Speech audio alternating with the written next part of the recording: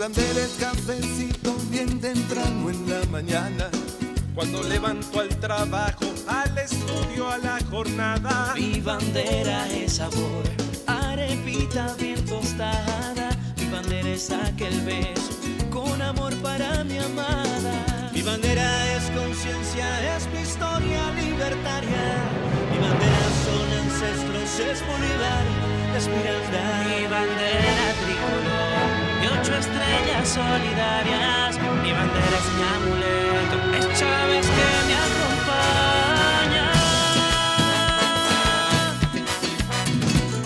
Amarillo es el sol que nace al alba, azulito es el cielo que me abraza, y rojito el compromiso con mi patria soberana, con mi tierra, con mi gente, a ver cerca la batalla.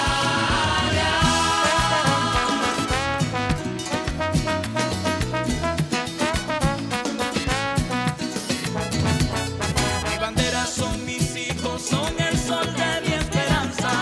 Mi bandera es campesino sembrando por el mañana. Mi bandera es mi orgullo, es mujer venezolana que trabaja con esfuerzo, es la luz de la alborada. Mi bandera es rebeldía, febrero de 1000 batallas. Mi bandera el joven Sucre, es Zamora con su lanza. Mi bandera es Simón Rodríguez hacia la montaña, con Bolívar que juró tener patria liberada. Estamos aquí, estamos activos. Es la Venezuela de hoy, es la Venezuela constitucional. Es hoy en una fórmula perfecta que, como siempre, referente informativo, acompaña una comunicación en referente diferente. No hago programas para la Modex, sino por el contrario, no es la moda, es la visión estratégica que se requiere hoy. Y en esa visión es un equipo en producción, el profesor Omar Vargas, doctor, igualmente el compatriota Wilder Vargas, estudioso y profesor en el área social, en trabajo social, porque es importante lo social, pero también lo estratégico que son estos estudios en los 7 ámbitos con Omar y mi persona. Yo siempre me pongo de último porque somos un equipo y en el que tú eres parte y nuestros invitados dan un contenido estratégico. Hoy tenemos a la Universidad Simón Bolívar. Víctor, estrategias hoy de seguir en esta ruta perfecta, y yo sé que dentro de nuestra Universidad Simón Bolívar tengo que saludar a nuestro Instituto de Altos Estudios para América Latina. Quiero darle un saludo a nuestro rector, a Estefan, al doctor Estefan. Igualmente, en estos días vino un investigador nuestro que es vicerrector administrativo, José Vicente Hernández. José Vicente, que fue premio de Ciencia y Tecnología. Del año pasado. Todos son postdoctores. Igualmente quiero saludar al doctor Emilio Hernández, porque es una visión de cómo potabilizar en estos 10 años una información del que tú eres parte. El sector de estudio universitario siempre buscan de lo cotidiano bajar cómo nosotros podemos darle a entender con una visión de lo que ocurre, pero con una objetividad transparente ante cualquier situación. Y no podía faltar un tema global que nos ha de verdad afectado a todos los pueblos, como es el consumo. Y cuando uno habla del consumo es la gran cantidad, como normalmente uno hace los estudios de lo que son las fórmulas de cómo los pueblos están avanzando en su población. Los números estadísticos, y a la vez uno habla del consumo, los números estadísticos, los valores. Cuando uno hace simulación, ver cómo el caso de la India, que tiene gran cantidad de personas, de población. Pero cuando uno ve todo esto, igual que China y otros países del mundo, pero va hermanado con la energía. Tú lo dijiste, lo hemos dicho varias veces y han venido bastante estudiosos aquí el tema de cómo se engañó, por una parte, a un mundo que se decía que íbamos a transferir la energía fósil por una energía verde. Y vemos hoy que en este año volvemos otra vez de hace un tiempo atrás, cuando se dieron cuenta que no había esa solución, se mantiene la energía fósil. ¿Qué es la energía fósil? Gas, petróleo y otro tipo de energía que vienen dentro de lo que es esa caracterización. Ahí tenemos unos videos, pero yo quería que tú nos dieras un prisma primero. ¿Por qué? Porque es importante sentir lo que representa hoy Venezuela, la Venezuela energética, la Venezuela que hoy, a pesar de todo lo ocurrido, tenemos una visión estratégica que está aquí. 7 líneas, 7T. Aquí está. Aquí, y hay una continuidad estratégica que lleva nuestra presidenta encargada, Delcy Eloína Rodríguez Gómez. Pero vamos a estudiar el porqué primero. No nos vamos a poner a hablar gamelote. Como muchas veces uno ve programas y ve gente que no. Yo quiero que tú nos des un prisma porque hay unos materiales audiovisuales. Sí, bueno, de nuevo, muchas gracias Bienvenido, por tenerme aquí. Víctor, discúlpame que me enganché aquí. Sí, sí. La... De nuevo, muy agradecido y un saludo a la fiel y creciente audiencia de este programa que, digamos, yo creo que cumple un rol, ¿no? Porque tú siempre estás abarcando varios temas aquí, ya desde el punto hoy la energía, pero otras veces nos toca la educación, otras veces nos toca la defensa de la nación, otras veces nos toca la geopolítica y otras veces nos toca el esfuerzo productivo, ¿no? Y entonces, pero la vida, o sea, no funciona sin energía. O sea, el punto es, si tú quieres hacer una definición de vida, es cómo es el aprovechamiento de energía para establecer metas de reproducción y subsistencia. Y en este caso, de nuevo, quiero hacer el aparte, ¿no? De que aunque hablamos de energías fósiles, en realidad la única energía que viene de fósiles, ¿okay? En este caso vegetal, es el carbón. ¿Okay? Tanto el petróleo como el gas vienen de procesos internos del planeta, ¿okay? Que aunque han dicho que, y a veces incluso hemos visto que aparece que de alguna manera tiene que ver con ¿no? sedimentos donde había, qué sé yo, dinosaurios. Incluso yo he visto cosas como esas en televisión, pero simplemente ese no es el proceso, no había tantos dinosaurios en ese momento y si no es la manera como se hace. De todas maneras, lo que tenemos es que el mundo se encontró en los años 1800 con estas bolsas de combustible, tanto petróleo como gas y también carbón, en la corteza terrestre y empezó a explotarlos para aprovechar la energía. Y el mundo ha funcionado por 200, 300 años con estos combustibles. Y empezamos a, digamos, obviamente ha tenido unos ciertos efectos, ha habido emisión de CO2 en la atmósfera, ha habido emisión de partículas de sulfuro, ácido sulfúrico, pero en realidad el gran esfuerzo contaminante, como decíamos nosotros, no viene tanto de la combustión del petróleo, sino mucho viene de la combustión del carbón y de la leña.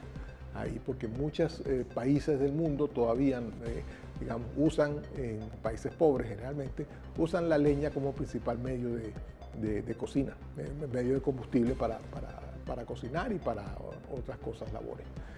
Es importante que tengamos que en realidad la energía se convirtió en un negocio, empezó a ser monopolizada, primero por lo que se llamaban las 7 hermanas en Estados Unidos, que trataron, era en ese momento la Standard Oil, que era dueña prácticamente, tiene un monopolio de la explotación del petróleo en Estados Unidos y empezó igualmente a explotar petróleo fuera de sus fronteras y esas empresas fueron separadas por justamente una orden anticompetencia, procompetencia, y lo que tenemos ahora es un panorama donde hay muchas empresas que están explotando petróleo, ya sean nacionales en Rusia, en China, en la India y ciertamente en Venezuela. Pero la energía no solamente viene de ahí, la energía también viene de energía, lo que llamamos energías limpias, más que energías verdes. Una energía limpia, por ejemplo, lo que tenemos nosotros en el Guri, que tenemos la represa y que produce el 60 y tanto % de las necesidades de energía del país. Con todo y que seguimos nosotros en restricción energética porque, digamos, el país ha crecido y la inversión necesaria, y eso se debe mucho también a las medidas coercitivas unilaterales, la inversión necesaria se ha retrasado con respecto al crecimiento de las necesidades de energía del pueblo. Por ejemplo, ahorita que estamos en reactivación petrolera, obviamente la primera necesidad es poder llevar el suministro de energía a los pozos petroleros, porque se necesita bombas para poder extraerlos. O sea, tenemos muy pocos pozos que fluyen naturalmente.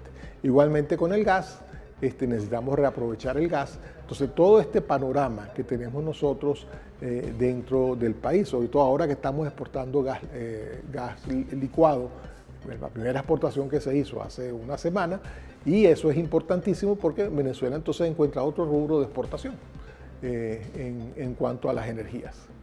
Y hay muchas otras, o sea, una de las razones de nuestro foco geoestratégico que tiene los ojos y malos ojos puestos en Venezuela es justamente por nuestro potencial energético, nuestro potencial mineral y la posición geoestratégica que estamos cerca de las vías naturales de transporte. Y entonces eso nos permite a nosotros poder, o nos hubiera permitido, si no hubiéramos sufrido las medidas coercitivas unilaterales, tener una posición privilegiada en estos momentos para que se está produciendo se está revirtiendo esa política con la cual, como tú dijiste, Luis, se nos engañó durante 20 años de que vamos todos a energías verdes y que en realidad lo que resultaba ser era un intento de las mismas empresas y países que dominan al mundo de tratar de acorralar el mercado energético, ¿no? Convertirnos también en vasallos en el área energética. Fíjate, es importante todo esto, Víctor, porque a veces la comunicación tradicional, yo no soy periodista, así mismo digo, porque para eso hoy, como está el mundo, fíjate, vamos a saltarnos las fronteras de Venezuela. Para cómo está el mundo hoy, hay demasiados intereses. Y uno es la energía. Cuando uno habla de intereses, son fórmulas que vienen en esta trayectoria de este siglo XXI, vienen dando de verdad situaciones y escaladas de conflicto, como lo que ocurrió en Venezuela, que no es normal, no es normal. Y ese gran ensayo en cómo llevarte a ti en tu conciencia, porque el problema ya hoy no es nada más los sistemas de comunicación nacionales, vamos a hablarlo en cada estado-nación, es a nivel mundial, y más con esto, que tú te puedes enterar de tener información en tiempo real, pero ¿será verdad esto? ¿No será? Entonces algunas personas hablan la guerra cognitiva. No.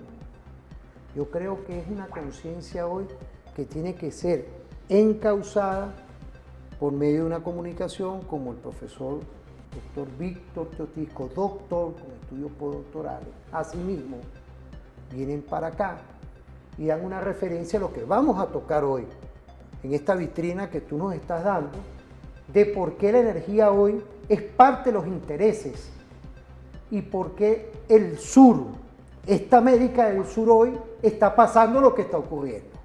Por eso es que te agradezco, primero ese prisma, porque hay veces que la gente dirá, bueno, pero es que hay que estudiar, sí. Aquí hay que estudiar. Y tenemos una visión con nuestra Constitución que aperturó el año 99, nada más y nada menos lo que no ocurre en otros países, que es el pago de matrícula. Y eso es un avance. Y con 1080 medidas coercitivas, más aún, tener hoy un derecho que tenemos que apreciar de paso. Porque en otras naciones lo primero que hubieran raspado es eso. ¿Entiendes? Entonces, yo quisiera primero felicitarte, porque tú estabas hablando y estaban los mensajes llegando. Vamos a ver ese video de lo que ocurre hoy en esta América Latina.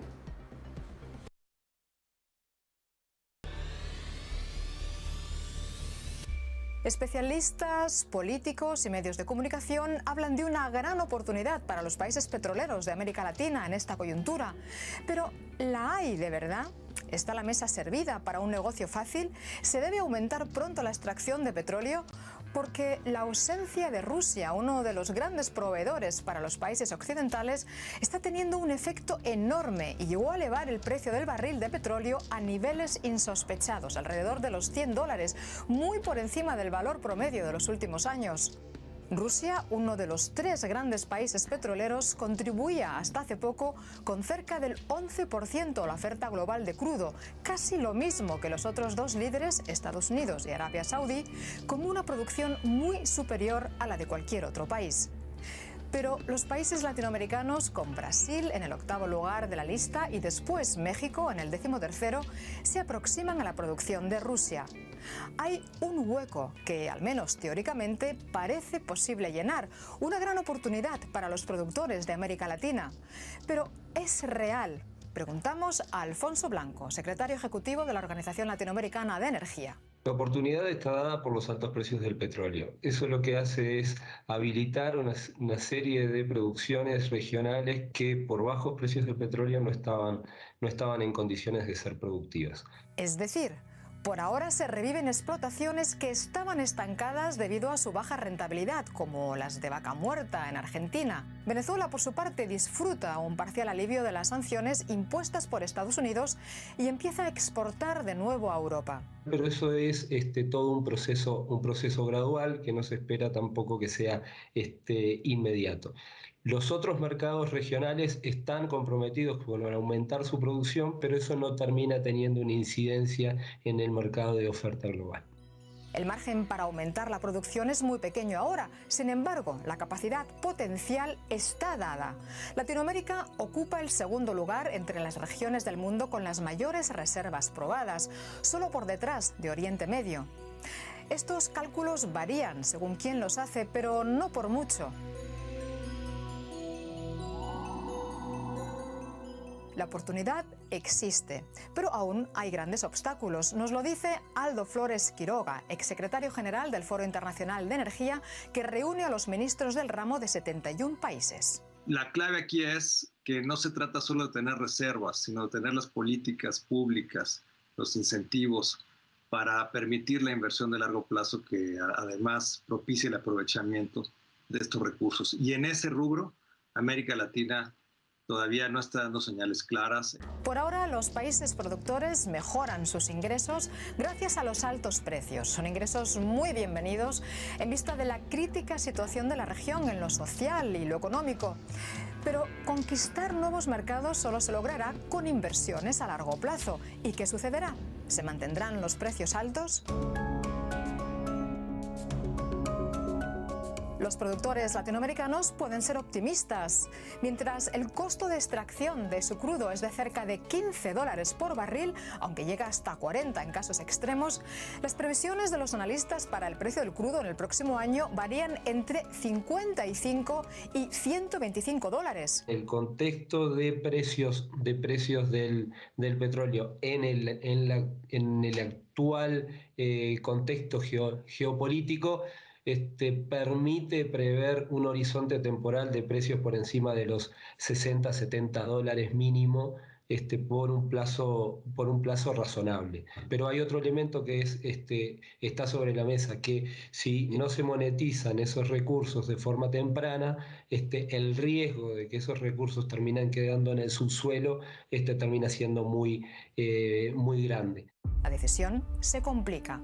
El riesgo de que un recurso se quede sin aprovechar porque su explotación deja de ser rentable es real.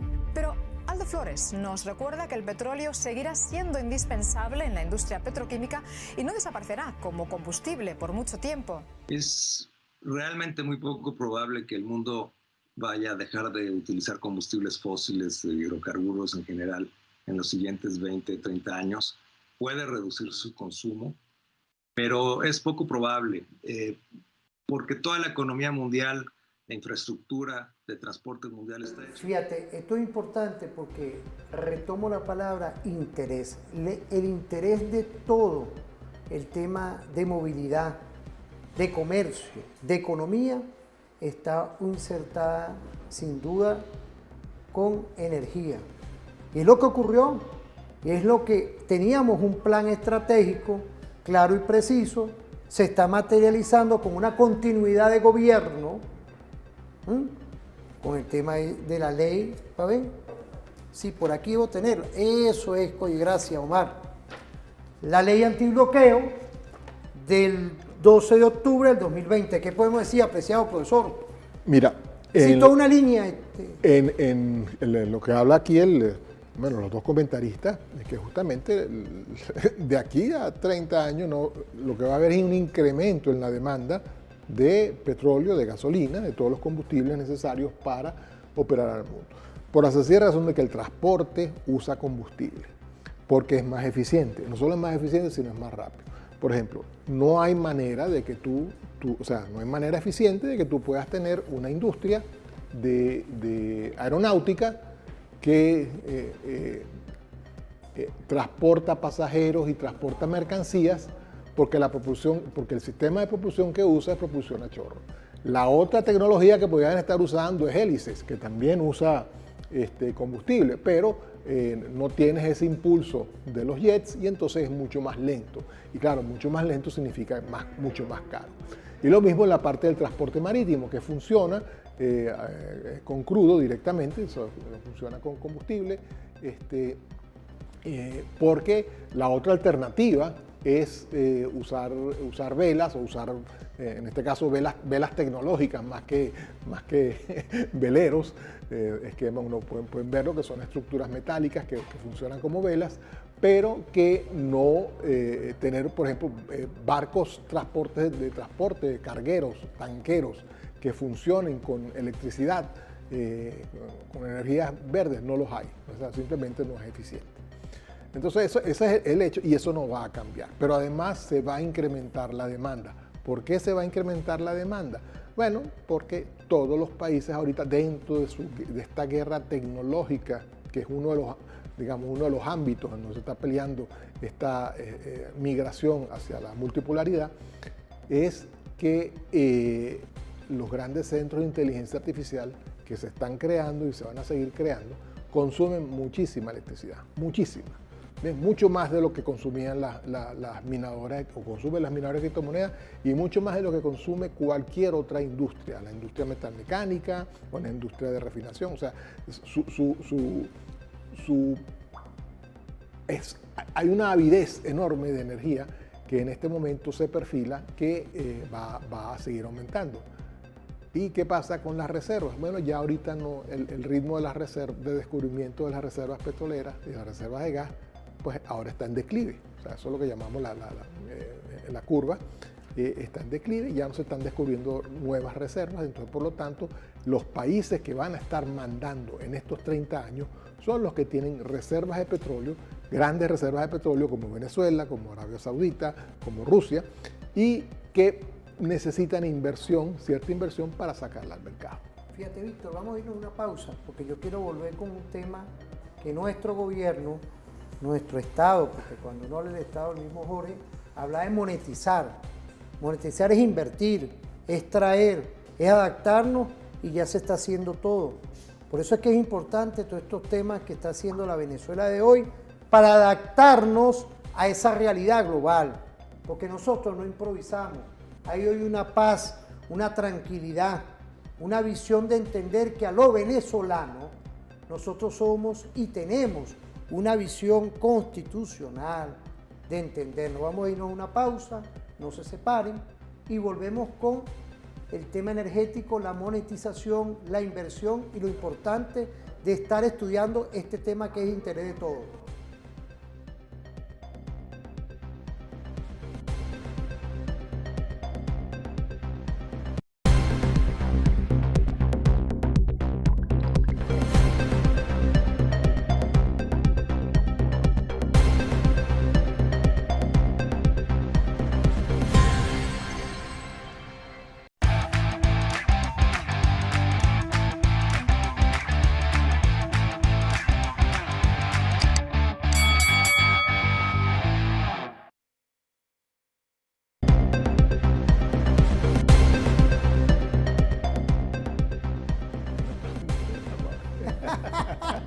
¿Sabe por qué?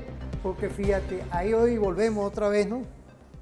Ahí hay una gran orientación que yo quisiera que tú nos lleves, porque ahí tenemos un video, quisiera que tú hables de ese tema.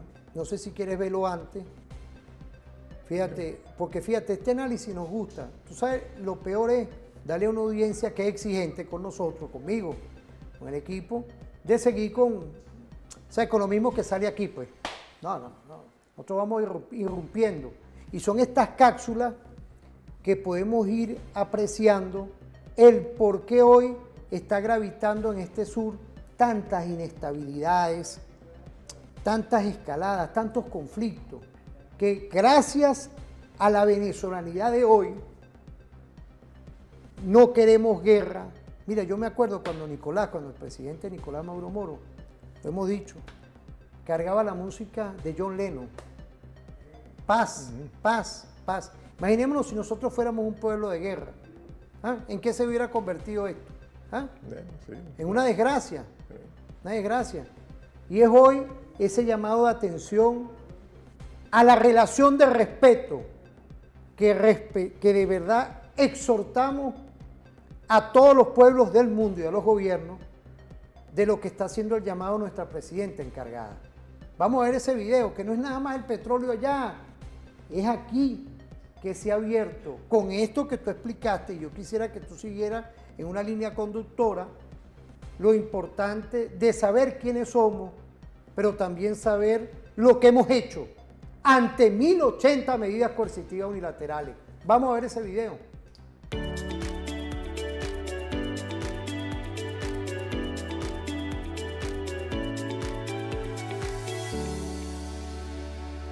Amigos, amigas, América del Sur podría estar a punto de convertirse en algo así como el nuevo Golfo Pérsico. Sí, me habéis escuchado perfectamente.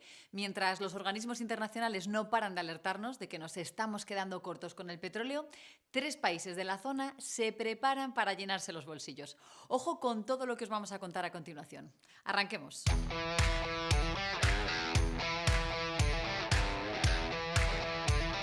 A mediados de septiembre, la Agencia Internacional de la Energía soltó una bomba. Publicó un informe demoledor sobre el estado de la industria petrolera. El mensaje fue claro y contundente. O se mete mucho más dinero en petróleo y gas, o nos arriesgamos a un shock de oferta que puede poner patas arriba toda la economía mundial. ¿Y de cuánta inversión necesaria estamos hablando? Pues de 540.000 millones de dólares por año durante los próximos 25 años. Y ojo, porque ese es el dinero que hace falta solo para mantener la producción actual, no para responder al crecimiento de la demanda. El problema, que todo apunta a que la demanda no se va a quedar quieta. Por ejemplo, según la OPEP, en 2050 estaremos consumiendo casi 20 millones de barriles más al día que en la actualidad. Y claro, si estas previsiones se confirman, entonces la inversión necesaria tendrá que ser considerablemente mayor. En otras palabras, que la industria petrolera va a necesitar una enorme lluvia de billetes durante los próximos años. Y repito, no hablamos de unos cuantos chubascos, sino de un auténtico diluvio de dólares. Y es que esto nos lo está diciendo no precisamente una agrupación de petroleros de Texas, sino la mismísima Agencia Internacional de la Energía, un organismo que hasta hace poco se mostraba mucho más prudente y mucho más escéptico con el futuro del oro negro. Pero entonces, ¿qué es lo que ha cambiado? ¿Por qué ahora de repente salen con este informe? Pues amigos, básicamente han cambiado 2 cosas. Primero,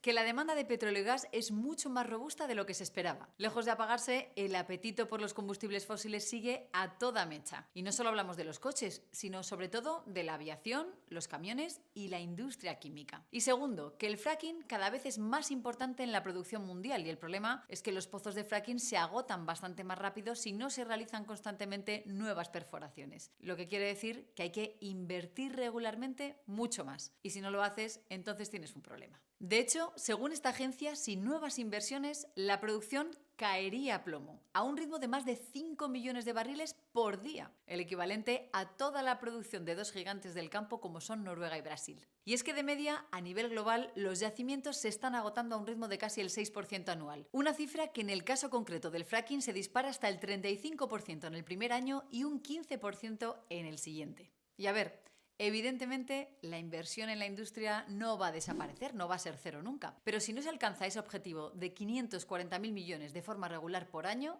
también habrá problemas. Amigos, el mercado del petróleo está muy ajustado y si la producción cayese, los precios podrían dispararse. Y a ver, esto no es porque el petróleo se esté agotando en el mundo, sino porque llevamos muchos años con muy poca inversión en la industria. El resultado, los descubrimientos de nuevos yacimientos se han desplomado. Pues bien, todo esto nos obliga a cambiar el chip, porque en estos momentos prácticamente todos los organismos internacionales y todos los grandes actores de la industria están empezando a decir lo mismo. O se invierte más o tendremos que prepararnos para ver los precios de los hidrocarburos volar hasta la estratosfera en los próximos años. Y la pregunta es, ¿sabéis qué región podría ser la más beneficiada por este nuevo escenario? A ver, seguro que si no hubierais visto la portada de este vídeo, la mayoría pensaríais en Oriente Medio. Pero no, esta vez el foco parece que se va a trasladar a otra parte del mundo. Estoy hablando de América del Sur.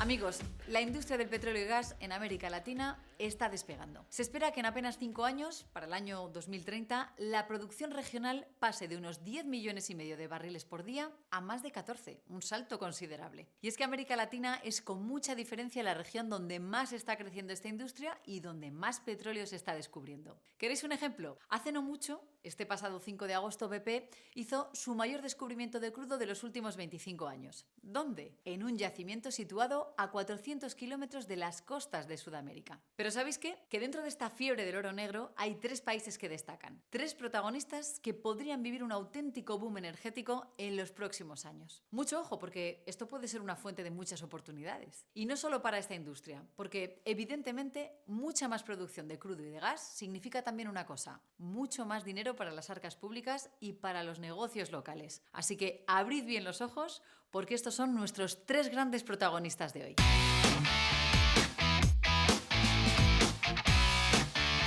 Amigos, amigas, empecemos por el más grande, por Brasil, la mayor potencia económica de toda América Latina. Un gigante de más de 200 millones de habitantes con una economía basada en materias primas, agricultura y cada vez más también en petróleo. Porque este país en los últimos años se ha convertido en uno de los grandes productores de todo el mundo. De hecho, es el líder mundial en la extracción de petróleo en aguas profundas y aguas superprofundas. Es decir, el que se extrae con plataformas que se colocan en alta mar y producen crudo de yacimientos situados a 400, 600, 1000 o incluso más de 1500 metros de profundidad. Una operación técnicamente muy compleja en la que Brasil se ha convertido en todo un campeón. El resultado, su producción está volando. Como podéis ver, en la última década la producción de hidrocarburos en Brasil ha crecido a toda máquina. En total se ha disparado un 60%. En estos momentos hablamos de unos 3,7 millones de barriles. Fíjate, esto es importante porque desde la Asamblea Nacional, Jorge, arrancó en este año con la monetización. La monetización es darle valor agregado a todo esto, es la inversión. Vemos hoy, con estos informes que nos llegan, que Brasil aumentó a 3 millones de barriles, según esta información que llegó. Y es decir, no es nada más el Golfo Pérsico, como lo dice la persona que está conversando, el documental, el video. Entonces yo quisiera que hoy nos propongamos en ver lo que es para ti, tú que estás ahorita en tu cotidianidad, lo importante y atractivo que está la Venezuela de hoy, siempre lo ha sido. Pero la paz, la garantía hoy que hay un gobierno, Nicolás, con una proyección de 2024-2031 que está aquí, esto no se hizo improvisado, esto está aquí, y hoy continúa la doctora Delcy. ¿Qué podemos decir, apreciado profesor? Bueno, yo siempre cuando veo estos noticieros de energía, sobre todo uno con tanto entusiasmo, tú te das cuenta que te estás tratando de vender algo. ¿Bien? ¿Por qué te estás tratando de vender qué? Porque la Agencia Internacional de Energía, ojo, porque lo menciona, ahora sí vamos a hacer un énfasis en el petróleo, pero hasta hace no muy poquito la Agencia Internacional de Energía era la que estaba impulsando las energías verdes. ¿Bien? Entonces, y justamente estaba hablando de hacer un desfasaje de todo lo que tiene que ver con el uso de combustibles extraídos del suelo en la parte de la economía. Y resulta que lo que está sucediendo en estos momentos es que en las llamadas energías verdes, principalmente en las tecnologías eólicas y solares, el país que es líder es China. no es un país occidental, es China, principalmente sus inversiones. China aproximadamente ya tiene casi el 70% de su generación de energía dentro de China está hecha en justamente energías verdes. Por lo tanto, pero ha seguido incrementando. No hemos visto un efecto en la oferta ni en la demanda de petróleo porque China ha seguido incrementando su uso de estos combustibles y su uso de energía. Entonces lo que está pasando es que el resto del mundo, primero por andar con el asunto de la operación militar en Ucrania y el bloqueo al petróleo y gas de Rusia, Europa se ha encontrado que ha tenido que ir a buscar petróleo a otros sitios y por lo tanto Rusia lo que ha hecho es venderle su excedente a otros países, principalmente China y la India, que son los principales beneficiarios de todo este incremento de energía disponible y del consumo de petróleo. Claro, la predicción es que en estos momentos la necesidad de energía del mundo sigue aumentando. Y durante estos años de promoción de la energía verde no se hizo la inversión necesaria en buscar nuevos yacimientos de petróleo, nuevos yacimientos de gas. No hubo esa inversión en la industria y particularmente, si vamos al caso de Venezuela, las medidas coercitivas y unilaterales impidió que incluso el mismo Estado pudiera hacer esas inversiones dentro del país para poder explotar. Porque lo que tenemos nosotros es justamente las reservas petroleras más grandes del mundo y las cuartas en cuanto a nivel de gas y no podemos sacarlo del subsuelo sin inversión. Y cuando se habla de monetizar es justamente decir, de nada nos sirve tener esta riqueza dentro del subsuelo si no podemos aprovecharla y hacerla fluir hacia los mercados para producir los ingresos que necesita el país.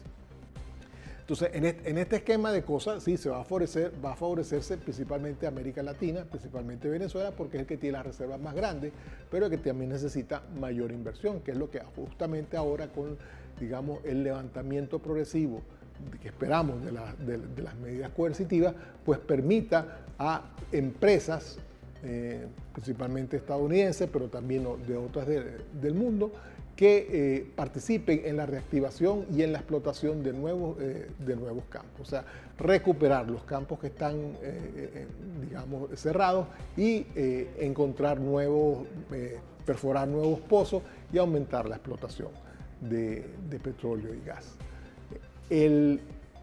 La falla que el mundo vio es que justamente el crecimiento de energía se disparó en contra de la predicción que se estaba haciendo, fue mucho más por encima y eso ocasionó entre la desinversión y esta migración hacia energías verdes que son mucho más caras, ocasionó un problema de suministro y un problema de financiamiento que en estos momentos va a tardar años en arreglarse. ¿Bien? Entonces no es una cuestión instantánea. Venezuela, por ejemplo, Venezuela ahorita está produciendo por algo más de 1 millón de barriles diarios. Podemos producir hasta 3 millones como se producía en el año 2008, pero eso no lo vamos a poder hacer en 6 meses. Necesitamos por lo menos 2 o 3 años de crecimiento sostenido en la recuperación de campos y en la perforación de nuevos pozos y reinyección de sistema de vapor, reinyección de gas, o sea, todo diluentes, etcétera, toda una serie de tecnologías que hay que suministrar adentro de los pozos para poder reactivar producción. Y ese problema lo tienen los demás países también. ¿Okay?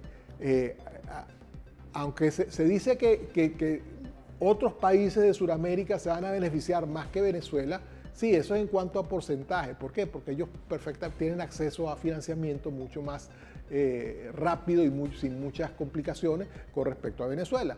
Pero en cuanto al incremento de su producción, pues no es el mismo esquema.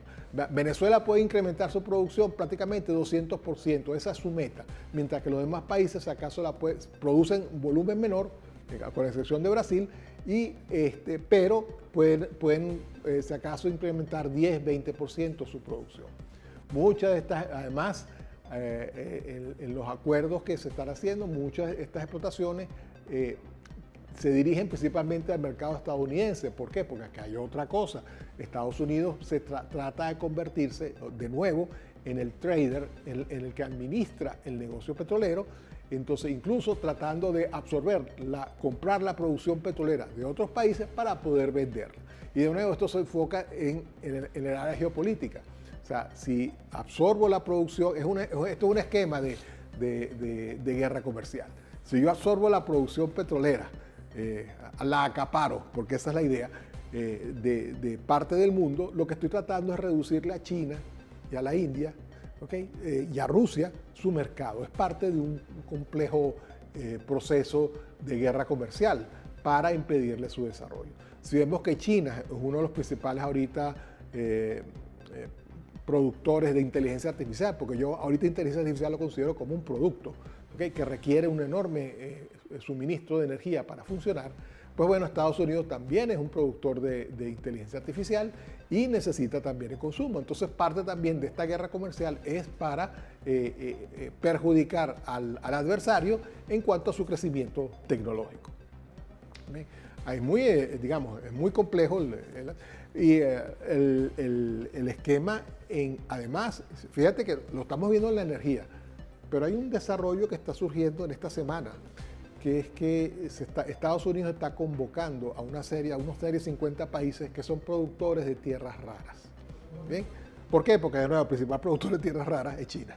¿Bien? Y China es el que los vende. Entonces, la idea, y ahora estoy yo elucubrando, la idea es crear una especie de OPEP de las tierras raras, para eventualmente justamente crear una fuente de apoyo, en este caso, a la moneda. ¿Bien? O sea, porque en este momento el dólar, sabemos que el petrodólar es el que apoya la economía estadounidense porque es la moneda en que se paga la energía. Y si ahora vamos a ver la tecnología se va a pagar con tierra, se va a utilizar tierras raras, entonces la idea también es usar las tierras raras como el producto que va a financiar la emisión de dinero basado en eso. Fíjate, Víctor, es importante todo esto porque el tablero se movió en base a la energía.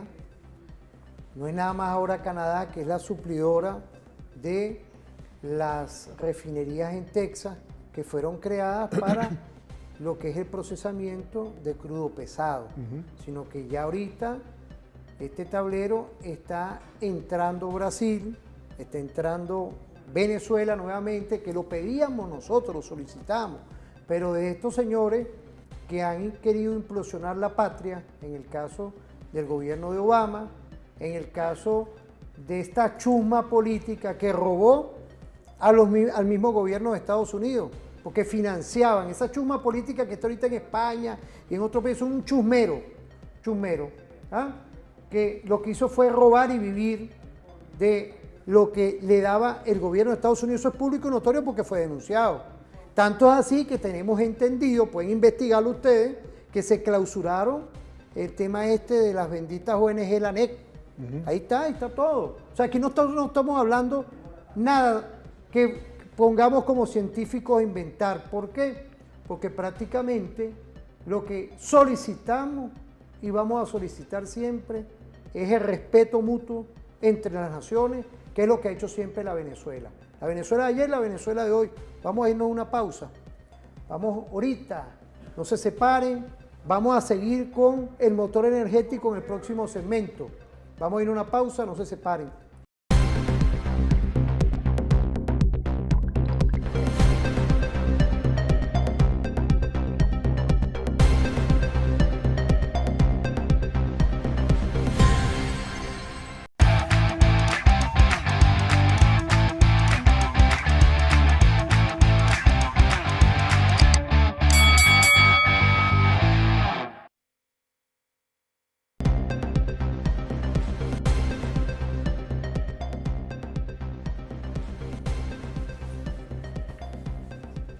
Sí, es 12 de octubre del 2020, Gaceta número 6583.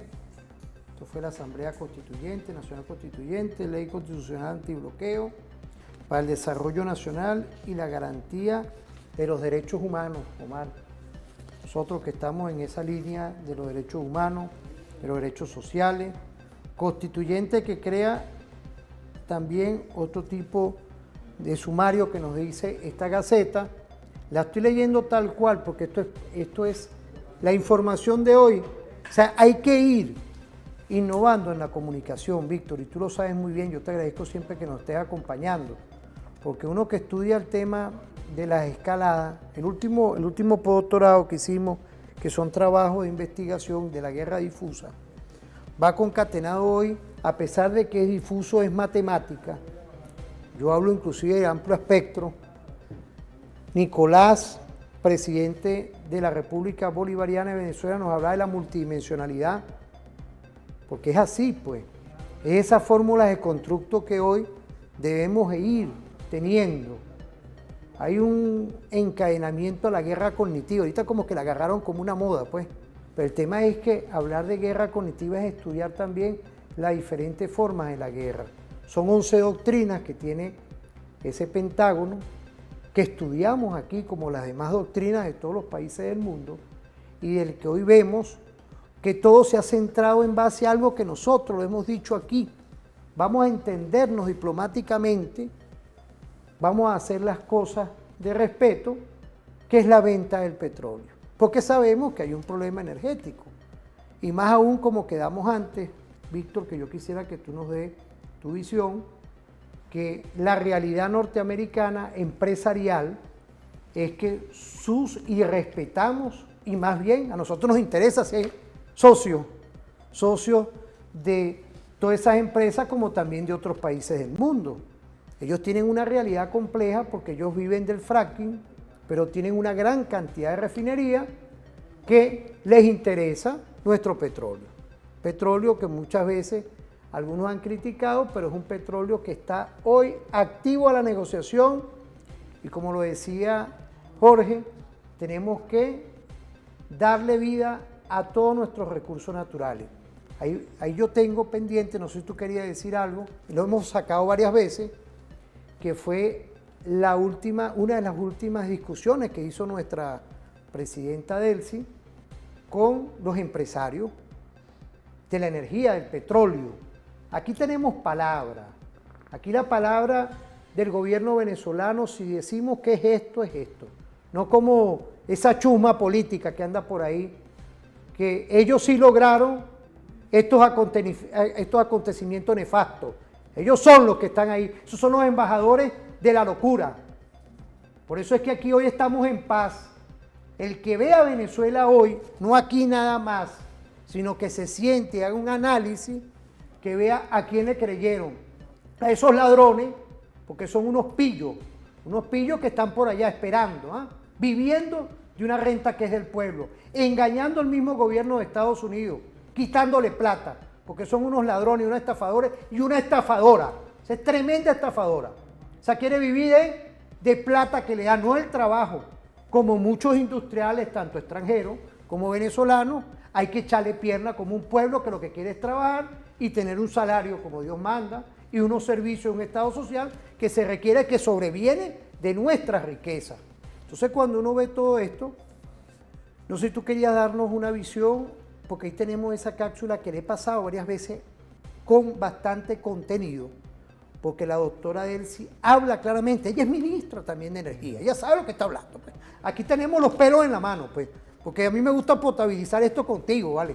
Que siempre te veo en la mañana, cualquier usuario. Oye, profesor, usted le mete ese, claro que le meto la cuestión para que nos entendamos un poco de por qué hoy vivimos en paz y por qué requerimos que nuestro presidente se vuelva otra vez para acá, con Delcy. Nicolás y Delcy. Estrategias perfectas hoy de lo que se ha hecho. ¿Qué podemos decir, profesor? ¿O quiere ver video usted que manda? No, sí, no, usted me dice. Tú hablas de la guerra difusa. Ajá. Y yo la llamo la guerra confusa. ¿Okay? ¿Por qué? Porque la idea es generar confusión.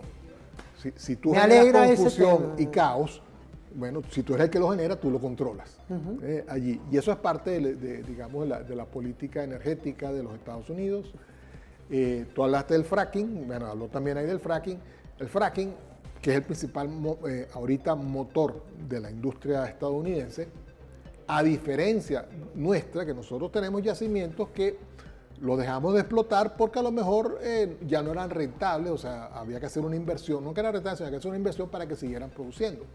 En el momento que tú haces fracking, que es hacer estallar, porque ese es el punto, las capas sedimentarias del yacimiento, eso lo que hace es que destruye el yacimiento. O sea, tú extraes el petróleo o el gas que tienes allí y ya el pozo, ya el yacimiento no sirve más, queda destruido. E incluso se colapsa, tiene problemas de hundimiento del terreno. En el caso de Canadá, Canadá tiene arenas bituminosas, ¿bien? Que ahorita es el principal exportador de petróleo extraído. Vamos a ver exactamente, requiere un cierto proceso para que pueda ser refinado, pero es el principal exportador de ese combustible. Venezuela, en cambio, siempre tuvo la ventaja de estar a 4 días de los puertos de Estados Unidos para el transporte de petróleo, y siempre fueron nuestro principal, las empresas estadounidenses, incluso también aquí en un momento estuvo British Petroleum, pero principalmente eran las empresas tradicionales que explotaban el petróleo. Incluso después de la nacionalización, Venezuela, con Petróleo de Venezuela y las distintas operadoras, claro que seguimos exportando a Estados Unidos, porque es el mercado más grande natural que tenemos, aunque exportamos también a otros países. Y estas empresas se fueron de Venezuela en 2019 y 2020 simplemente porque les empezaron a pasar leyes en Estados Unidos y medidas coercitivas contra nosotros que les impedían explotar el país. Nosotros nunca quisimos que se fueran, nosotros estamos claros que eso, y es una caída de la producción del petróleo en Venezuela, no fue sí fue por la desinversión, pero esa desinversión vino ocasionada porque estas empresas se fueron del mercado venezolano por orden superior, no porque ellos quisieran, y lo han dicho públicamente.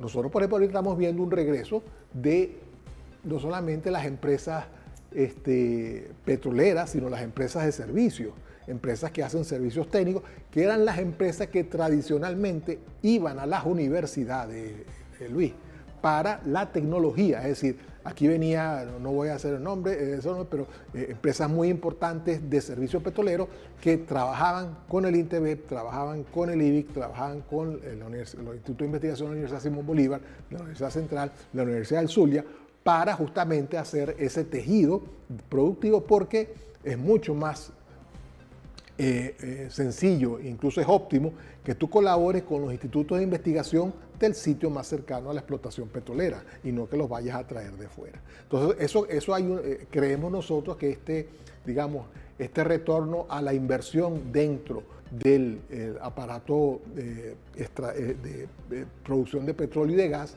redunda inmediatamente en beneficios para los institutos de investigación de las universidades, porque hay financiamiento también para eso. Eso crea una reactivación también de los procesos y ofrecemos entonces proyectos nuevos, ofrecemos trabajo, bolsas de trabajo para los nuevos ingenieros que se gradúan o para los nuevos licenciados, ofrecemos para investigadores que trabajan directamente con la industria en generar nuevos procesos, tecnologías que son patentables, y que son monetizables, para usar tu expresión. Y esa es la idea. La idea es agarrar todo lo que es nuestro recurso que está en el subsuelo y empezar a aflorarlo al mercado para que produzca beneficios para el país. Y lo que dice la presidenta, lo que se está haciendo ahorita, unos fondos de inversión para justamente empezar a utilizarlos para direccionar esa inversión en las áreas que son necesarias para el desarrollo de la economía. Sí, volvemos con el tema de la monetización, que son procesos de convertir activos en ingresos. Fíjate, yo no soy economista, pero bueno, cuando uno tiene 5 estudios, entonces respeto la tranquilidad postdoctorales, uno tiene que ir holísticamente viendo cómo se posiciona uno dentro de toda esta política, que yo acertadamente felicito a Jorge. Él es psiquiatra, imagínate, pero sí está de verdad en un camino estratégico de lograr que no se quede ahí, sino que se convierta en ingreso, no es un sueño. Mira, yo veo a veces cuando uno estudia la filosofía, yo no soy filósofo, entonces tú estudias cómo se sentaban en aquellas piedras y se quedaban en esos términos. No, aquí no, aquí estamos construyendo una política estratégica de hace 10 años, y este es uno, la Ley Constitucional Antibloqueo para el Desarrollo Nacional y la Garantía de los Derechos Humanos. Aquí está, coño, gracias, Omar. Estamos activos. Vamos a ver ese video. Ahí lo dice todo lo que hemos estado hablando, y contigo hay que le da un valor agregado en la Universidad Estratégica, eso es. Vamos a verlo. El esfuerzo de todo este grupo humano nacional e invitados internacionales que han hecho posible que en el marco de un bloqueo Venezuela avance. Y ahora nos toca otra etapa. Nos toca otra etapa, que es crecer. Y necesitamos adaptar la ley a esta nueva realidad, como lo decía el doctor Jorge Rodríguez. Y es una ley respetuosa de nuestra soberanía, de nuestros principios. Es una ley que incorpora todos estos nuevos modelos de gestión. Es una ley además que, como lo dijo el presidente de la Comisión de Hidrocarburos, el diputado Orlando Camacho, ya tiene observaciones producto de esta consulta pública y que estamos ya procesando los equipos técnicos. Es una ley que va a permitir que Venezuela ya empiece su camino para convertirse en un gran productor, en un gigante productor del mundo. Aquí hay datos. La Agencia Internacional de Energía, que no es el Ministerio de Hidrocarburos de Venezuela, la Agencia Internacional de Energía ya ha publicado datos que hablan que el 80% de los yacimientos del planeta están agotados y en declive. ¿Y quién tiene campos verdes sin explotar? Muchos. Venezuela. Y la OPEP también ha señalado que para el año 2050 habrá una demanda de 123 millones de barriles diarios y que para alcanzar ese número hay que empezar a invertir 18 trillones de dólares. Bueno, nosotros esperamos con esta reforma captar importantes flujos de la inversión internacional y también de la inversión nacional, porque siempre hemos abierto la puerta y extendido nuestra mano a los inversionistas nacionales y al sector privado nacional, con quien trabajamos de manera correcta, sincera, eficiente, en un diálogo permanente a través del Consejo Nacional de Economía. Ahí está la invitación. Y que también los flujos internacionales potencien a las empresas nacionales. Decía el representante CPP, vamos a llamarlo así, que el 99% de sus trabajadores son trabajadores venezolanos y que está activando empresas en Venezuela. Bueno, igual tiene que pasar con los flujos internacionales de inversiones, que todas estas cámaras que están aquí representadas, estas asociaciones empresariales, estén a través del Consejo Nacional de Economía perfectamente coordinados para que esa inversión también active los sectores en nuestro país. Esa es la idea. ¿Es un plan malo para Venezuela? Yo no creo.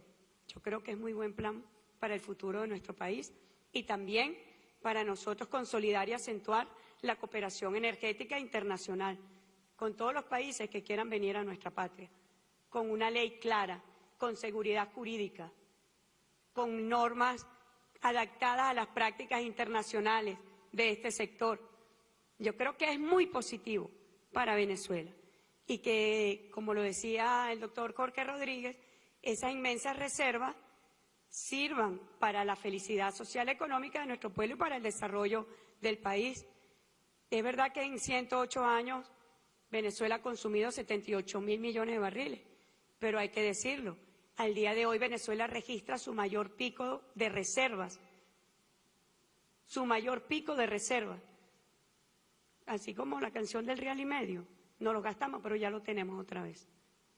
Se dan cuenta que es un país atractivo para invertir, para producir y en un marco de seguridad jurídica. Yo, antes de culminar, estoy obligada a hacer algunas aclaratorias. El comandante Chávez decía que habían provocaciones que se deben responder y otras que no se deben responder. Como dije hace poco, yo llegué a la presidencia encargada por una situación inédita en la historia de Venezuela, pero juré el 5 de enero y juré no descansar por Venezuela, por nuestro pueblo y por nuestros niños y por nuestras niñas. Y el secretario del Tesoro de los Estados Unidos ha hecho unas declaraciones poco pertinentes y ofensivas, y tengo que responderlas. El pueblo de Venezuela no acepta órdenes de ningún factor externo. El pueblo de Venezuela tiene gobierno, y este gobierno obedece... Fíjate, importante este prisma hoy que uno ve, que siempre lo vi, había un relacionamiento con las industrias internacionales, el caso de la Chevron, que tiene 103 años, creo que los números, me disculpa de repente la audiencia, porque lo ven a veces... Pero cuando era la Standard Oil. Claro, tienes toda la razón, pero dentro de toda esa línea de tiempo, 103 años, 102, solo, pero fíjate, uno ve, porque a mí no me gusta tener nada aquí sino es la visión, como tú y como los demás que vienen aquí, porque a mí no me gusta traer falsos profetas para acá o falsas profetas por aquí, que dicen que tienen algo y uno no ve, no tiene nada. No, yo soy claro y preciso, porque no me gusta eso, porque tenemos una audiencia que hay que hablarle claro y con fundamento. Ahora, volviendo a ese tema, cuando uno ve a Delcy hablando, la doctora Delcy hablando, vemos una claridad meridiana y ética en decirle a esos empresariados, tanto de afuera como internos, que está atractivamente formulada una política que ya tiene un tiempo ante las medidas coercitivas que van a 1080 desde el 12 de octubre de 2020 que fue sacado esto, que hoy estamos viendo. Es decir, que el 3 de enero condenamos esos hechos como siempre lo hemos condenado, no hacía falta. Face to face, no hacía falta. Relación de respeto, como dice la doctora Delcy. Y hubiéramos hecho todo esto que estamos haciendo como lo veníamos haciendo con las empresas, los CPT de hidrocarburos que se hizo con la Chevron. Entonces imaginémonos esto, ¿qué podemos decir dándole vida a todo esto, profesor, investigador? Lo que te estaba comentando en el segmento, entre segmentos. O sea, las reservas venezolanas son de 300.000 millones de barriles por lo bajito. Y creemos que a medida que se desarrolla la tecnología podemos llegar a 500.000 millones. Eso te da que si llegamos a la producción de 3 millones de barriles diarios, 3 millones de barriles diarios, que es más o menos una meta que se ha puesto, tenemos aproximadamente unos 300 años de producción petrolera a toda pastilla, con el acelerador pegado, para el mundo.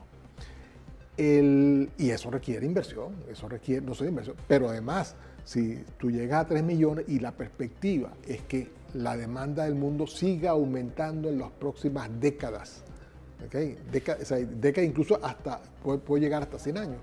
Nosotros debemos plantearnos si Venezuela en algún momento puede llegar a producir 5 millones de barriles, 7 millones de barriles diarios. Puedes llegar, porque eso es lo que produce Arabia Saudita en estos momentos, unos 9 millones de barriles diarios, igual que Rusia. O sea, nosotros tenemos suficiente yacimiento y suficiente petróleo para ponernos como una meta, como una estrella polar, que en algún momento podríamos llegar a esa cantidad. Ahora, si el mercado... Ahora te interrumpo ahorita porque yo no quiero salirme de esto. Okay. Ahora, con estos estafadores, con esta chusma política sacándola del escenario, nosotros en paz podemos llegar a esa cifra rápido. Claro. Y ahí tiene que ayudarnos de ver el entendimiento, que es lo que está pidiendo Delcy. ¿Ah? Con todo respeto, doctora. La doctora es lo que está pidiendo el respeto de relaciones comerciales con todo el mundo. Requiere un ambiente estable en Venezuela y un ambiente estable fuera de Venezuela. O sea, y disculpa que te interrumpa. No, pero es que yo creo que está todo enmarcado dentro de lo mismo. O sea, aquí hay la política de paz, pero es una política de producción en paz.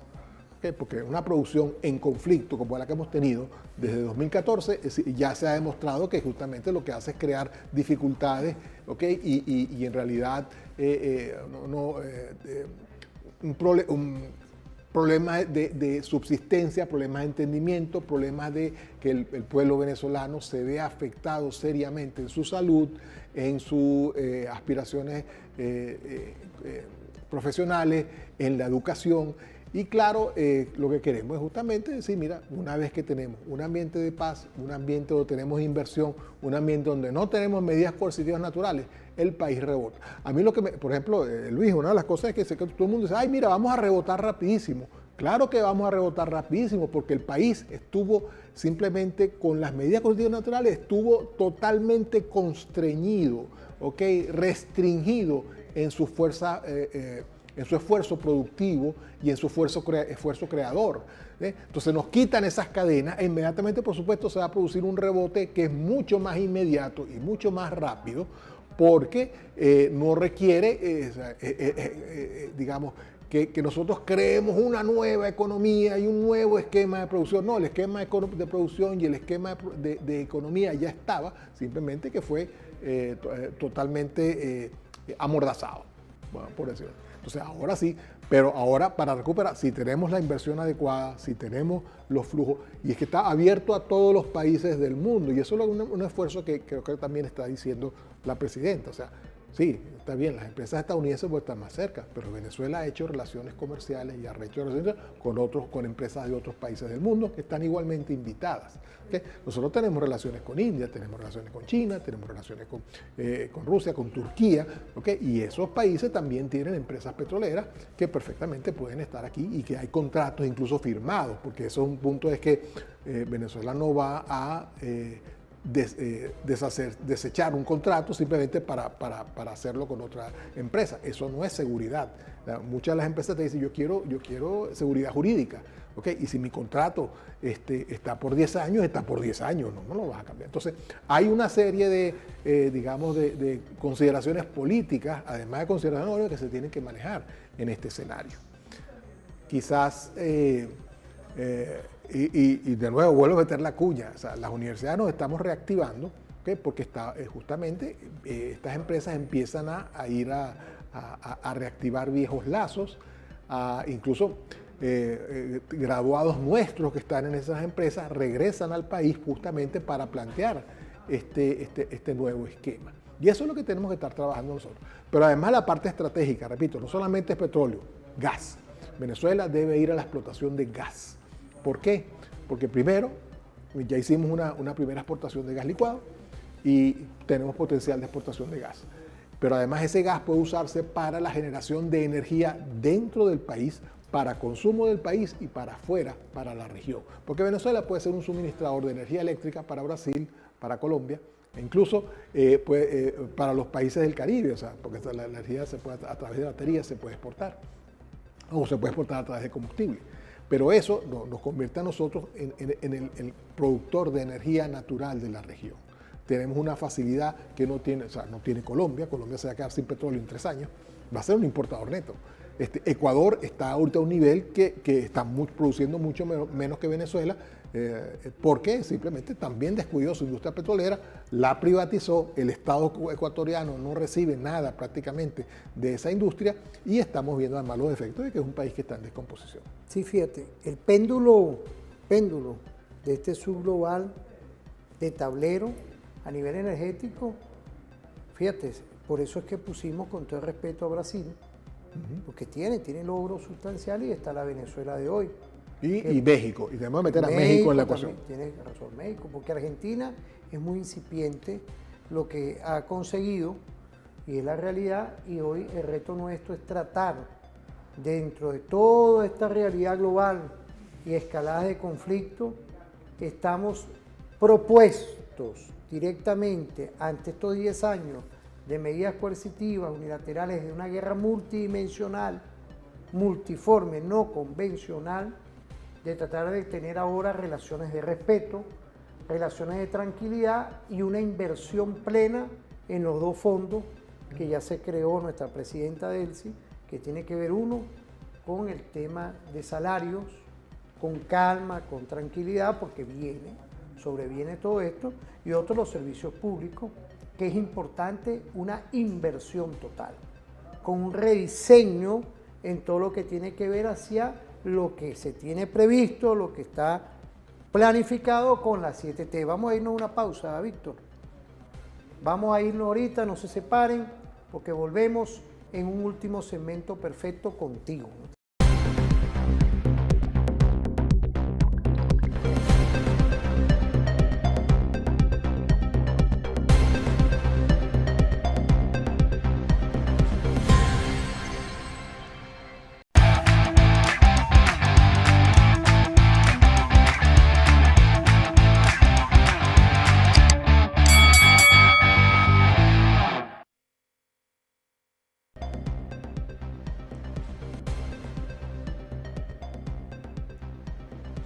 Víctor, doctor, en definitiva, ¿para qué nosotros en la Constitución, vuelvo otra vez con un tema, volvemos en 10 años que estamos cumpliendo, Omar, te agradezco, Wilder, aquí está el Estado social, democrático y derecho de justicia, una Constitución que hoy, y hay que recordar el 2002, de cómo esas chusmas políticas quisieron acabar este contrato social.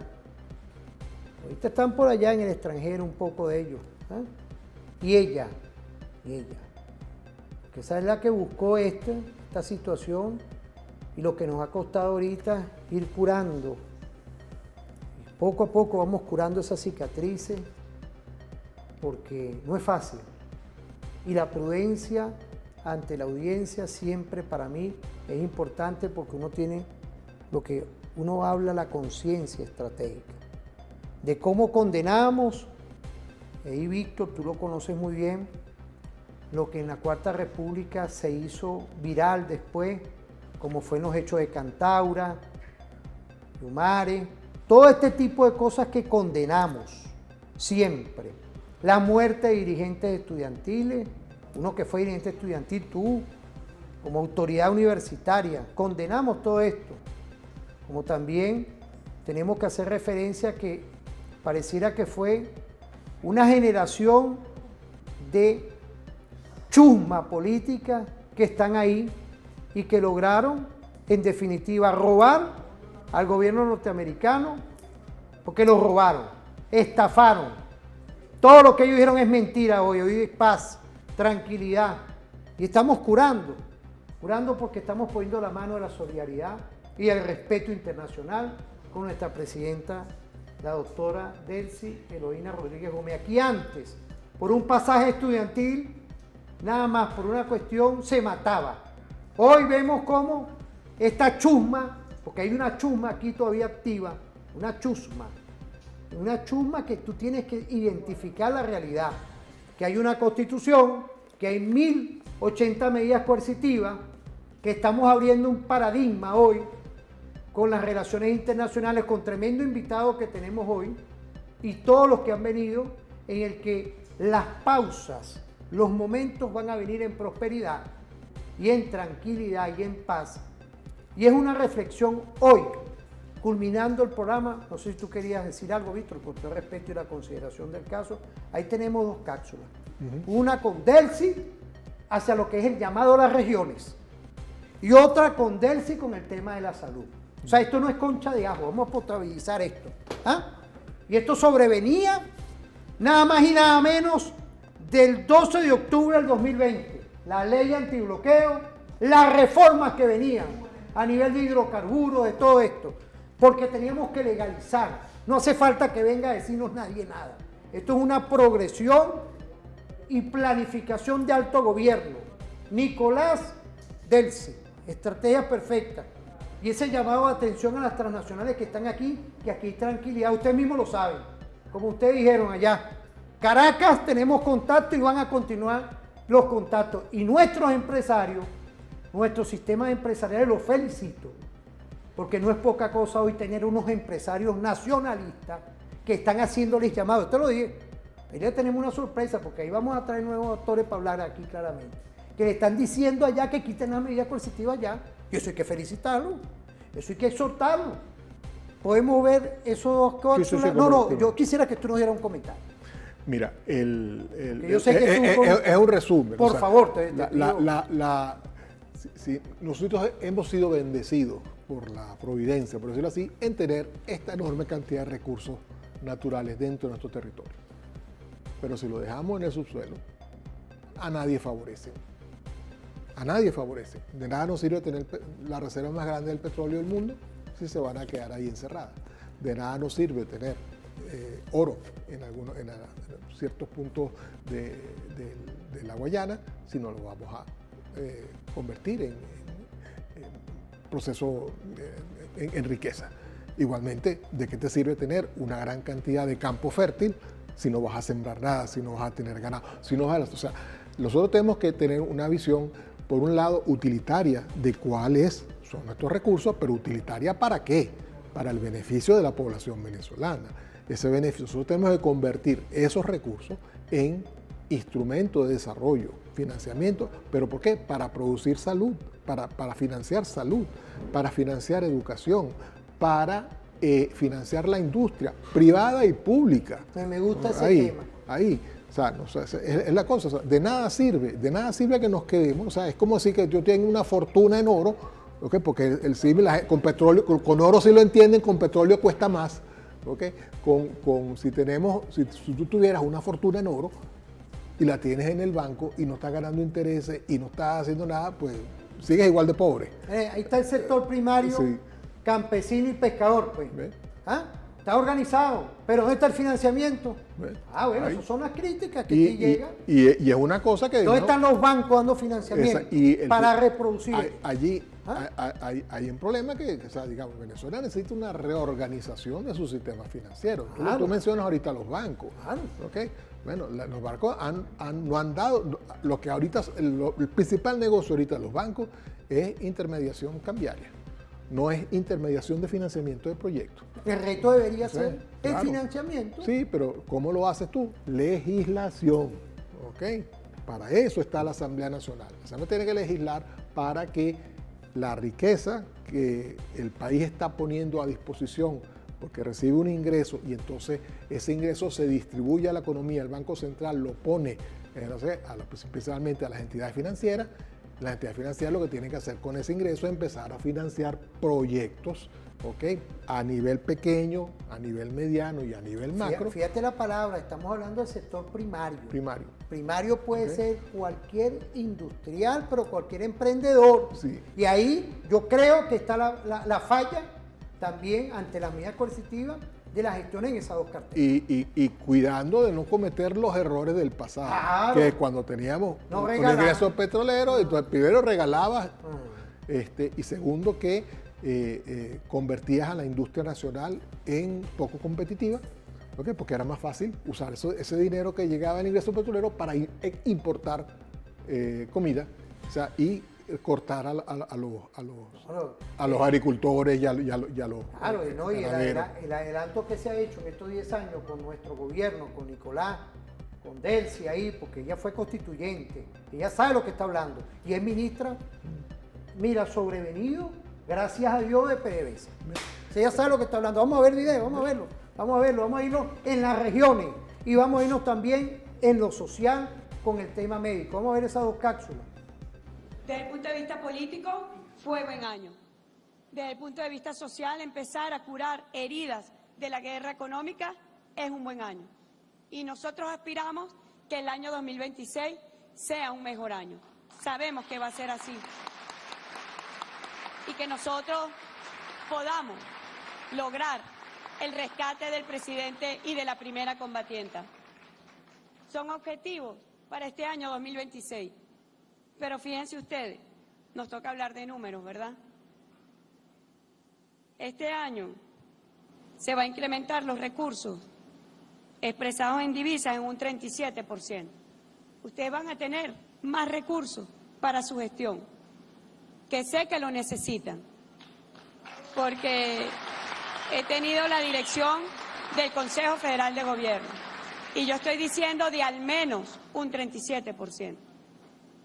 Ustedes saben que hemos creado 2 fondos soberanos para que los recursos que ingresen de nuevas inversiones energéticas, petroleras en Venezuela, vayan a esos fondos. El primer fondo soberano es para la protección social, para mejorar ingresos a los trabajadores, para la salud, para la vivienda, para la alimentación, para la educación.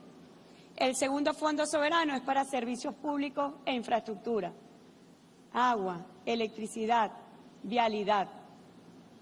Pero también el Consejo Federal de Gobierno y las regiones van a tener mejores ingresos para poder afrontar la gestión. Ustedes están allí en el territorio. Y que puedan junto al Gabinete Nacional coordinar acciones comunes para atender los desafíos más importantes de nuestro pueblo. donde hay una carga que tenemos que afrontar, que ha dejado el bloqueo contra nuestro país. Y nosotros todos lo iremos informando, todo. En materia presupuestaria, todo lo iremos afrontando. Aquí nadie puede decir que ha habido secretismo ni nada, no. En los peores momentos lo hemos informado al país. El presidente Maduro lo informó al país, lo que significó la caída del 99% de nuestros ingresos en divisa. Y llegamos al año 2026 con 19 trimestres consecutivos de crecimiento económico, liderando el crecimiento en Sudamérica y en América Latina, con el esfuerzo de los venezolanos y de las venezolanas, con la unión productiva, comunal, agroindustrial, de los campesinos, de los pescadores. Y esa ruta la vamos a consolidar. El programa económico es el programa del presidente Nicolás Maduro, que lo vamos a consolidar este año 2026. Él le puso un nombre, Reto Admirable 2026. Reto admirable. Para él y para nosotros hay un reto también, un Reto Admirable 2026. Y a mí me complace mucho, vicepresidenta Gabriela, ver que las consultas del Poder Popular, donde estuvieron direccionadas, principalmente al agua, a la educación, al deporte, a la vivienda, sin contar la consulta de la juventud. Imagínense, la juventud presentó sus proyectos en el año 2025 y está siendo un actor importante en la ejecución de esos proyectos. Y que nosotros podamos ver que estas áreas prioritarias sean atendidas, nos parece extraordinario. Así que felicitaciones al Poder Popular y felicitaciones al Ejecutivo local y regional y nacional, porque hemos podido hacer un extraordinario proceso de coordinación entre todos y entre todas. Bueno, yo quiero anunciar que el incremento al menos del 37% de los recursos para el año 2026 se mantiene su distribución de igual manera como se hizo en el año 2025.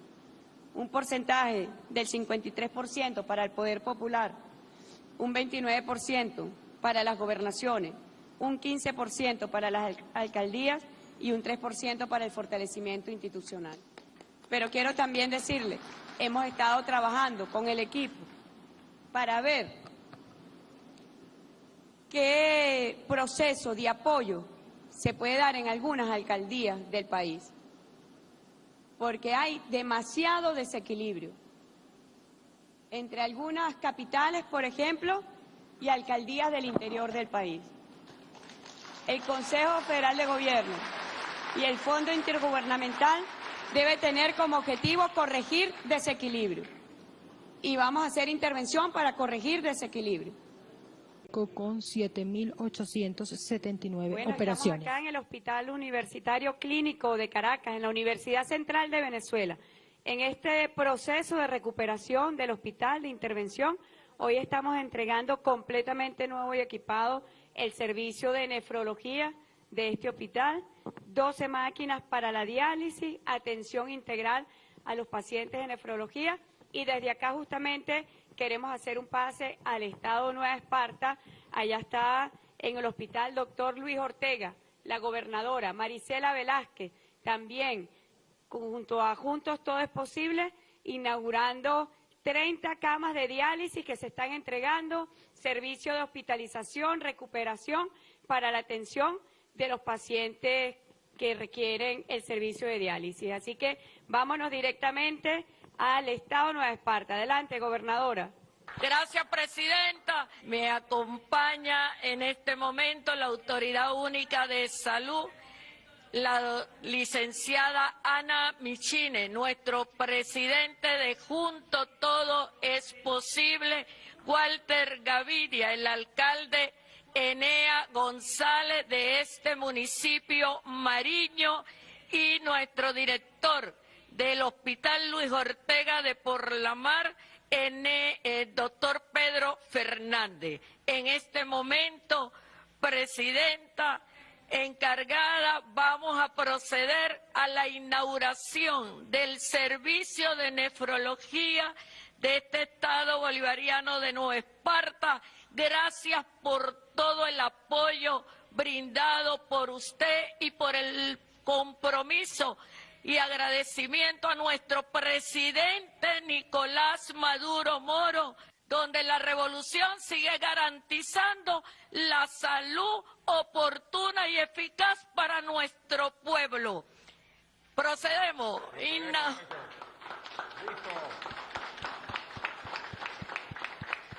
Gracias, Presidenta.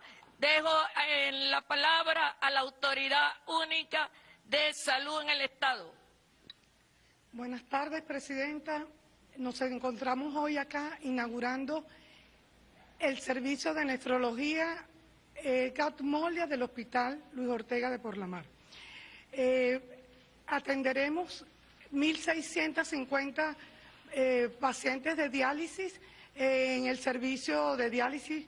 Tenemos también 6 camas de hospitalización, 2 camas de peritoneal. También tenemos una sala de conferencias, tenemos también el ala donde servimos a los pacientes también de diálisis, 30 sillas de diálisis, las cuales van a ser compartidas en 3 turnos. Tenemos mañana, tarde y de noche. Están las heridas claras y precisas de lo que hemos recibido en un andamiaje de una operación multidimensional de guerra que tenemos que curar. Eso no hacía falta. Nosotros no somos enemigos, Víctor, inusual de nadie. Lo que pasa es que la hora me permite, y también el grado que uno tiene de sensibilidad, de tranquilidad, y no decir una cosa aquí. Pero es que esta chusma política, de verdad, cada día lo que da es una claridad de repugnancia, de decir hasta que nacieron en el país, ¿vale? Mira, uno ver lo que es el tema de la diálisis, el marcapaso, cuánto esfuerzo se hizo con el COVID, que lo sabe la doctora Delcy, de cómo nos trancaban, la magia que se hizo, una magia, para lograr darle atención de salud a la gente, igualmente el salario nuestro, de todos los que han pasado toda una vida trabajando, como también, primero los que están trabajando, y segundo lo que le corresponde a una persona que haya trabajado toda la vida, que es su jubilación o su pensión.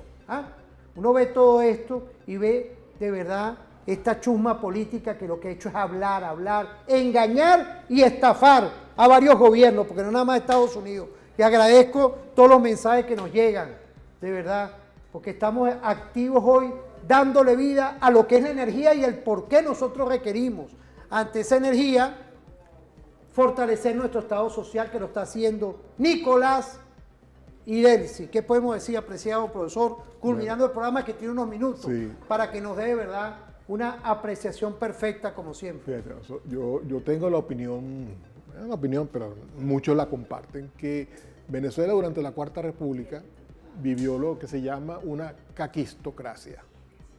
La caquistocracia es el gobierno de los peores, de las peores personas. O sea, gobernaba no para construir un país, sino para beneficiarse. En los últimos 25 años, a partir de la nueva constitución, en Venezuela se empezó a construir un nuevo país y se empezó a tratar de gobernar para los ciudadanos, sobre todo a los ciudadanos que estaban totalmente fuera de cualquier tipo de atención. Se empezó a dar atención en salud, se prestó atención a la parte de la alimentación, se empezó a prestar atención de educación para todos, alimentación para todos, salud para todos. Y esto, digamos, se reorientó todo lo que fue el producto del ingreso petrolero hacia esas áreas. Y Venezuela vivió exactamente un periodo de resurgimiento, de desarrollo, se descendió el índice Gini, vimos una enorme cantidad de personas accedieron a una primera vivienda por primera vez, ya vamos por casi 5 millones de reparto de apartamentos. se creó todo este esquema, se amplió la oferta universitaria de 14 universidades, se pasaron ahorita, ya tenemos aproximadamente cientos y 170 y algo institutos de educación universitaria. Igualmente, en la parte de salud se retomó el Estado como rector en la parte de salud con la reactivación de los hospitales, con la reactivación de la salud pública. Todo esto se hizo con el ingreso petrolero, directo, ¿ok? Y cuando empiezan a morder las medidas coercitivas unilaterales, o sea, se empezó a cerrar este camino de progreso. O sea, como mencionó, Venezuela pasó a tener el 1% de su ingreso, del ingreso que tenía. Y eso obviamente hizo un enorme daño en la infraestructura de salud, de educación y en la parte económica. Con nuevas políticas y usando nuevas leyes, la ley antibloqueo, Venezuela empezó a encontrar caminos fuera de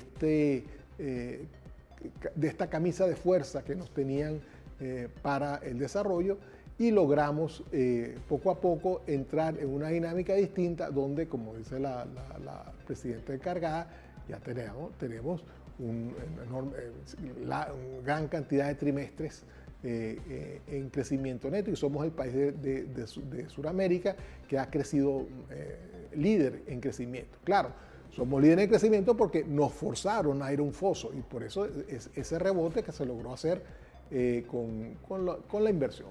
Ahora lo que se está haciendo con estos fondos que se está creando es justamente potenciar de nuevo esa asistencia social, esa recuperación del salario, ese esquema de desarrollo del país, tanto desde el Estado y en asociación también con el sector privado. Un sector privado nacionalista, no un sector privado, como decías tú, que fue totalmente contrario al país, que solo pensaba en expoliar y exportar hacia el exterior los beneficios.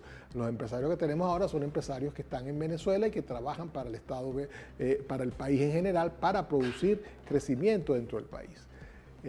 Esa asociación que tenemos que hacer nosotros, empresarios, gobierno, ciudadanos, es la manera de construir el país que hemos encontrado nosotros los venezolanos, siempre atendiendo al más desfavorecido, siempre, sobre todo y eso lo llevamos entonces al nivel comunal, porque todo este esquema requiere una arquitectura distinta del Estado, ¿ven? Llevarla prácticamente a nivel familiar, de manera que todo se sienta atendido, y eso requiere crear estas estructuras que no están en la Constitución, que las estamos creando a través de leyes, ¿okay? O a través de organizaciones para poder elaborar sobre ellas y construir un mejor país. El rol que tenemos, por supuesto, los que tenemos alguna función de responsabilidad, es estar impulsando ese proceso todo el tiempo, ya sea de la parte de las universidades, de la parte de la empresa, de la parte del Estado, o en este caso como comunicador tú de este programa. Porque... Pero ahí sí te interrumpo, yo no soy periodista, por favor, plano venezolano, ¿no? Nosotros de verdad estamos insertados en dar una visión estratégica. Sí, pero la comunicas, y eres un comunicador, eres un influencer. Entonces, lo que quiero decir, ahí no, sí, porque este programa lo ve gente, y este programa lo hace y crea pauta. ¿Ven?